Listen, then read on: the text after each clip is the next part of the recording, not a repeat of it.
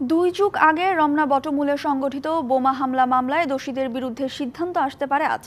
দ্বিতীয় দিনের মতো রমনা বটমূলে বোমা হামলা মামলায় রায় পড়ে শোনাবে হাইকোর্ট।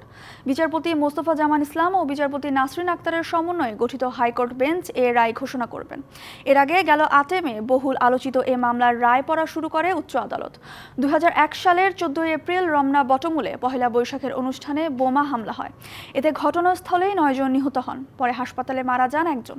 এ ঘটনায় করা মামলা রমনায় বোমা হামলা মামলা হিসেবে পরিচিতি পায়।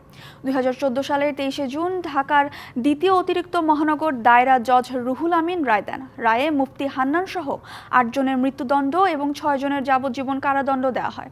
মুফতি হান্নান ছাড়া মৃত্যুদণ্ডে দণ্ডিত ব্যক্তিরা হলেন আকবর হোসেন, আরিফ হাসান, সাবেক উপমন্ত্রী আব্দুস সালাম পিন্টুর ভাই মোহাম্মদ তাজউদ্দিন, হাফেজ জাহাঙ্গীর আলম বদর, আবু বকর ওরফে হাফেজ সেলিম হাওলাদার, আব্দুল হাই ও শফিকুর রহমান। তবে সিলেটে গ্রেনেড হামলা মামলায় মুফতি হান্নানের মৃত্যুদণ্ড ইতিমধ্যে কার্যকর হয়েছে। নগদ পেমেন্টে ৫০০ টাকা পর্যন্ত ক্যাশব্যাক আর লেনদেনে প্রতিদিন ডিপ ফ্রিজ এবং ঘন্টায় ঘন্টায় এসি টিভি সহ দারুণ সব গিফট।